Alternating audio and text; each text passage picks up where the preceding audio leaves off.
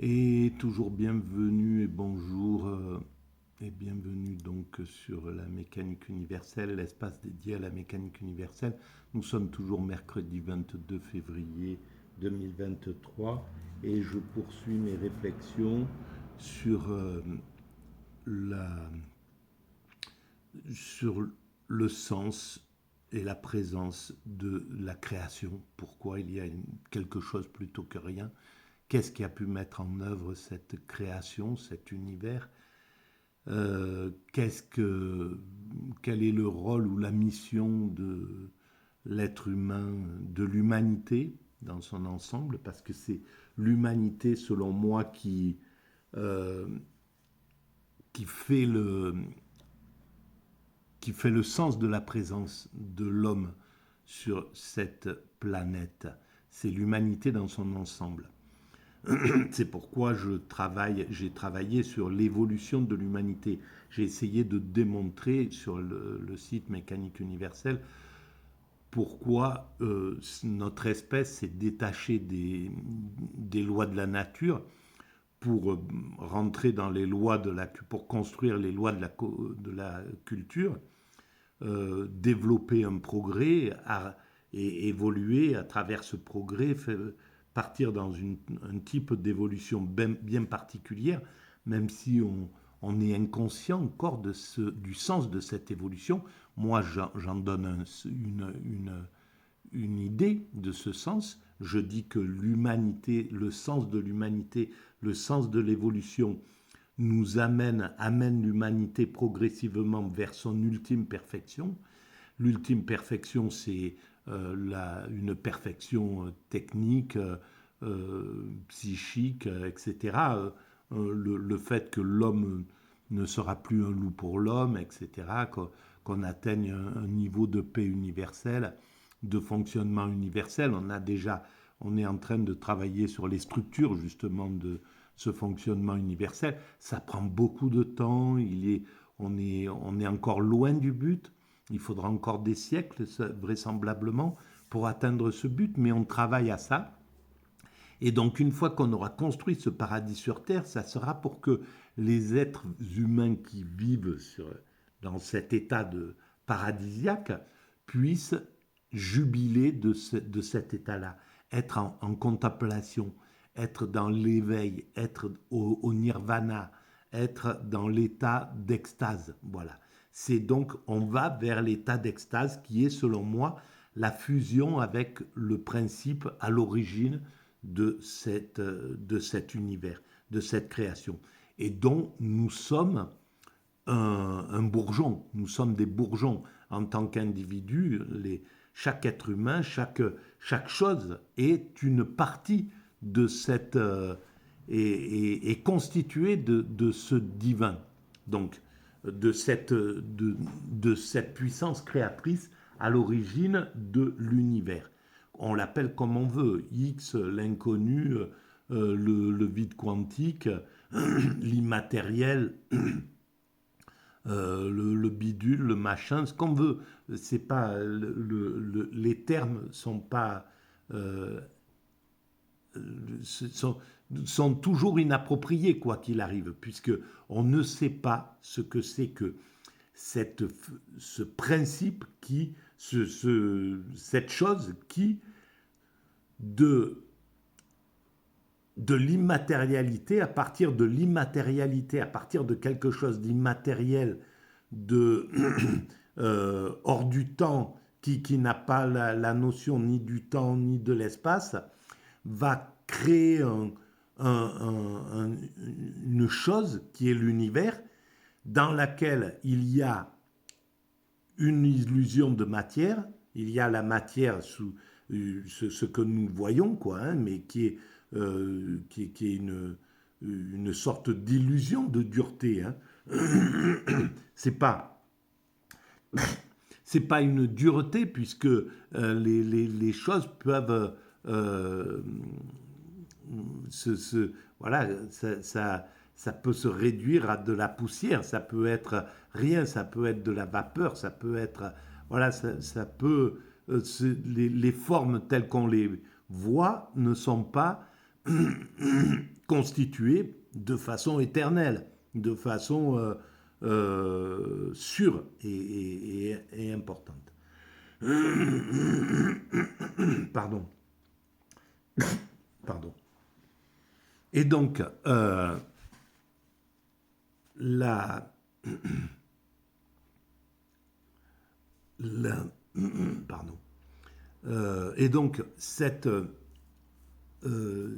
ce principe créateur est en lien avec justement l'état d'extase.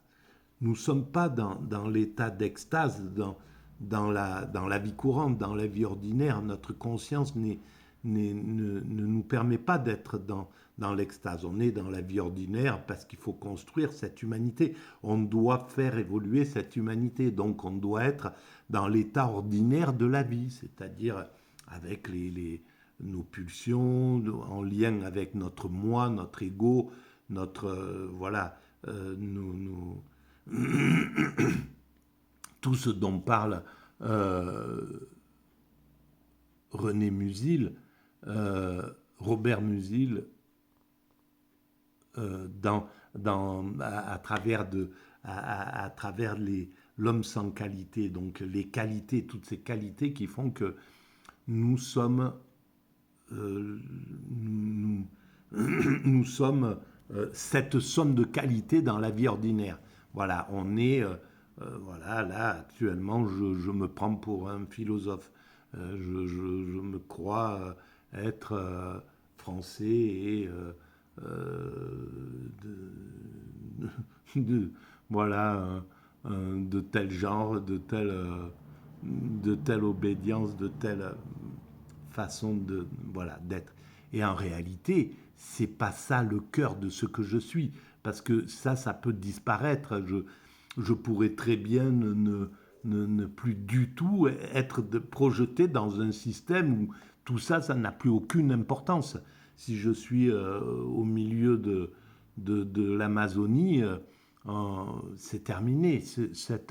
Cette chose-là, et que je dois passer le reste de ma vie voilà,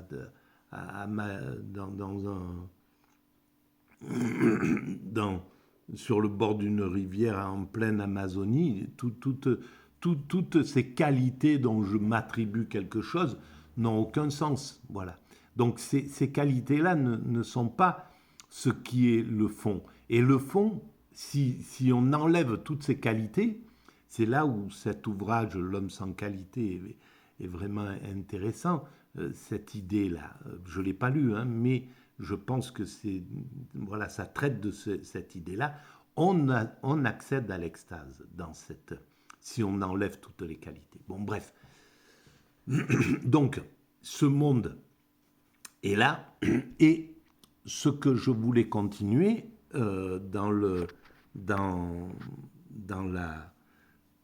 pour prolonger la vidéo précédente, c'est que Platon parle de l'âme. Et donc, si la matière telle que nous la voyons, si les choses telles qu'elles nous apparaissent ne sont qu'une illusion, sont une illusion essentiellement, mais une illusion à laquelle nous devons croire. On doit jouer le jeu de cette illusion, et on ne peut pas faire autrement d'ailleurs. C'est important puisqu'on est incarné, donc on est conçu pour jouer le jeu de cette illusion et construire l'humanité. Mais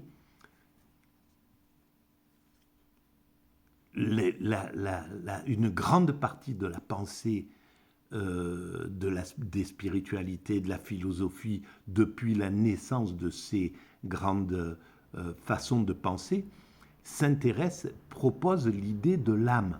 Et c'est tout nouveau que le monde matérialiste rejette cette idée-là et veut même pas en entendre parler. Ça devient même stupide, carrément. On a l'impression d'être idiot de parler de cette possibilité d'être d'une chose qui est autre chose en nous, qui n'est pas que de la matière, qui peut qui peut rejoindre un autre niveau de présence, un autre niveau, arriver à un autre niveau, arriver à atteindre le niveau, une fois mort par exemple, cette partie de nous rejoint ce qui était à l'origine de cet univers. Donc, ce principe créateur, ce divin, qui est à l'origine de la matière, donc c'est quelque chose d'immatériel qui est à l'origine de cette matière. Même si on enlève l'idée le terme de divin ou même le concept de divin, mais cet univers est né de l'immatérialité. Et cette immatérialité, il est plus logique de penser qu'elle a eu l'intention, qu'il y a eu une intention, qu'il y a eu l'intention de créer cet univers, qu'il a fallu quelque chose pour le projeter, pour le mettre en œuvre, qu'il faut qu'il y ait au moins une intention, au moins quelque chose comme ça. Et donc, cette immatérialité est déjà porteur de la potentialité de cet univers.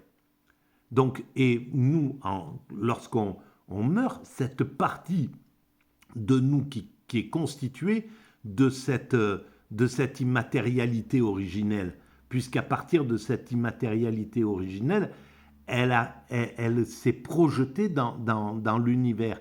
Donc il y a l'immatériel dans cet univers matériel qui est à l'intérieur qui constitue cet univers, forcément, cet univers matériel. Donc nous sommes constitués et de cette matérialité dont est constitué l'univers et de l'immatérialité qui est à l'origine de cet univers. Et donc, il n'est pas stupide de penser qu'en mourant, cette immatérialité rejoint cette immatérialité. On ne sait pas du tout comment ça se passe. Qu'est-ce qui se passe? Est-ce que c'est vraiment est-ce que ça peut survivre? Est-ce que ça peut vivre? Est-ce qu'on peut être incarné ailleurs?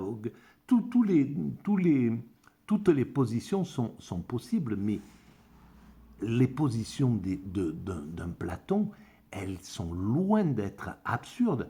Et quand on voit des philosophes qui se moquent des philosophes un peu connus, là, qui se moquent un peu de ces spirituels, qui balayent ça et qui prêchent un matérialisme complètement hallucinant, quoi. En se pensant plus puissant que ce Platon qui tient le haut du pavé depuis 2500 ans. Et c'est pas et qu'on trouve encore vraiment incroyable dans sa façon de penser. C'est pas n'importe quoi. On peut pas enfin les philosophies matérialistes actuelles, l'athéisme pur et dur, là, qui veut nous faire croire que ce qui compte, c'est juste de jouir de cette existence et de ne pas se poser de questions sur le divin, parce qu'il n'y en a pas, il n'y a pas de Dieu, Dieu n'existe pas, donc stop, circulez, il n'y a rien à voir, on n'en parle plus, ne vous posez pas ce type de questions. Et là, ça paraît un peu orgueilleux vis-à-vis de cette chose-là. Alors, qu'on jouisse de l'existence durant notre existence, c'est quelque chose de très important, qu'on privilégie l'hédonisme pour vivre son existence, c'est tout à fait concevable, c'est tout à fait juste, mais qu'on puisse écarter l'idée qu'il y ait du divin, c'est-à-dire ce que les Platons, les Aristote, les Pythagore, les Plotins, les Saint-Augustin, les Spinoza, enfin tous les grands de la philosophie qui ont voué leur existence à la recherche philosophique, et la plupart du temps sans sans s'accrocher à l'hédonisme ou au plaisir de l'existence pour être entièrement concentrés dans leur travail, c'est pas des rigolos, c'est pas rien du tout. Bon, voilà. Donc, je vais lire d'ailleurs un petit passage de, de la notice sur le Phèdre de Platon sur l'âme. Et voilà ce qu'il dit. Toute âme est immortelle. Ça, c'est l'introduction, hein, c'est la notice sur le Phèdre. Donc, c'est pas de Platon, c'est de celui qui fait cette notice, et je vais vous dire qui c'est. La traduction et notice, c'est Émile Chambry. Émile Chambry, donc, il relate, toute âme est immortelle. Donc, qu'est-ce que c'est que cette âme? Qu'est-ce que ça peut être, cette âme qui est en nous, qu'on doit appeler d'un autre nom, si ça dérange d'appeler ça âme? Alors, toute âme est immortelle, car l'essence de l'âme est la puissance de se mouvoir elle-même. C'est la puissance de se pouvoir elle-même. Quelque chose qui, lorsqu'on disparaît, a la puissance de se mouvoir. Voilà qui est intéressant. A la puissance de se mouvoir, donc à quelque chose, à une puissance, tout en étant immatériel. Mais c'est bien ce qui s'est passé à l'origine de l'univers. Quelque chose d'immatériel avait la puissance de se mouvoir et de trouver, de construire un système d'illusion matérialiste, matérielle, pour pouvoir s'incarner à travers cette chose-là. Qu'est-ce que c'est que cette immatérialité qui a ce pouvoir-là? La puissance de se mouvoir elle-même. Et tout ce qui se meut soi-même, étant principe de mouvement, n'a ni commencement ni fin. Voilà, donc évidemment, on est hors du temps, ni commencement ni fin. Ça ne veut pas dire que il n'y ait pas d'autres statuts, mais simplement, c'est hors de la notion du temps. Donc, et dans l'état d'extase, pour avoir fait cette expérience-là, au tout début de la mécanique universelle, dans l'état d'extase, il n'y a plus de commencement ni de fin, il n'y a plus de notion de temps. On est dans l'immédiat, dans le présent, dans l'immédiat absolu. Et en fait, c'est tout simple à comprendre. Si on est dans le présent immédiat, dans l'immédiat absolu, dans le présent, en étant tout le temps présent, sans que l'esprit puisse se projeter sur qu'est-ce qui va se passer, qu'est-ce que je dois faire dans 5 minutes, où je vais, qu'est-ce que je vais faire, qui est juste dans la contemplation absolue. Il vit chaque instant présent comme ça. Et bien là, d'ailleurs, c'est la seule façon d'exister pleinement, puisque en réalité, chaque fois qu'on projette notre esprit, qu'est-ce que je dois faire demain? Ah ben demain, je vais faire ça. Là, je suis en train de penser à demain, mais je ne vis pas sur l'instant. Je suis hors de la vie. Et c'est pareil quand je fais référence au passé, quand je suis encombré par mon passé ou que je pense à mon passé, je ne suis pas dans le présent. Donc le seul moyen d'être dans le présent absolu, c'est d'être dans ce présent absolu. Et dans ce présent absolu, évidemment, il n'y a plus le temps, puisqu'il n'y a plus de référence au temps. Voilà. Alors, pour faire comprendre sa nature, on peut l'assimiler, toute âme, l'âme immortelle, hein, on peut l'assimiler à l'assemblage que formerait un cocher et un attelage de 2 chevaux, l'un généreux et docile, l'autre bruyant et insoumis. Et là, les 2 chevaux, ce sont nos 2 positions mentales. C'est-à-dire, dans l'état d'extase, on est dans le cheval docile, mais qui n'est pas la docilité de celui de ce que veulent de nous les puissants, hein, qui cherchent à avoir des dociles pour travailler, pour perdre leur vie à leur service. C'est la docilité absolue de l'extatique. L'extatique, il est dans la docilité absolue il accepte la vie exactement comme elle vient. Il n'y a aucune lutte. C'est la contemplation pure. Il n'y a pas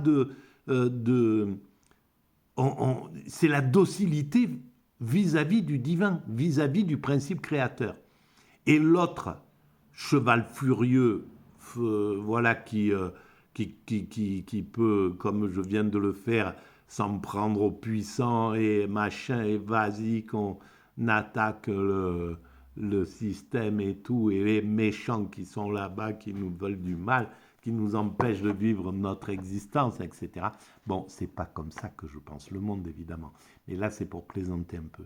L'autre cheval furieux, c'est la position de la conscience dans la vie ordinaire qui nous permet de construire cette humanité, justement en étant aussi en lutte entre les dominants, les dominés, les riches et les pauvres, les machins, etc. Tout ce système qui fait que il y a de la lutte, il y a du combat, il y a de l'association, il y a etc. Et il y a de l'évolution vers cette ultime perfection. Tout ça, c'est l'autre partie de notre esprit. Et donc, on est bien dans cette dualité entre la conscience ordinaire et la conscience extatique. Et ça, ben, je l'avais imaginé il y a 20 ans. Enfin, je l'avais imaginé. C'est venu directement à ma conscience dès que j'ai pris, dès que cette idée est arrivée dans mon esprit, tout simplement, l'humanité est destinée à atteindre son ultime perfection. À partir de là, j'ai compris qu'il y avait ces deux états distincts de conscience. Et ces deux états de conscience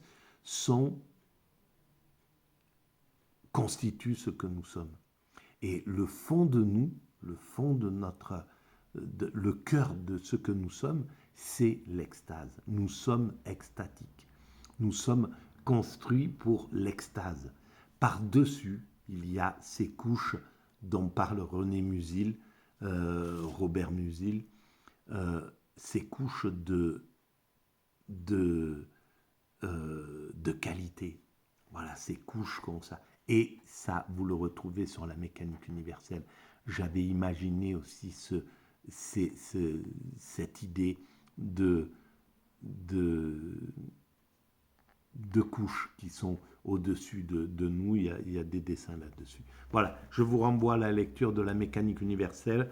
Je vous remercie, à très bientôt.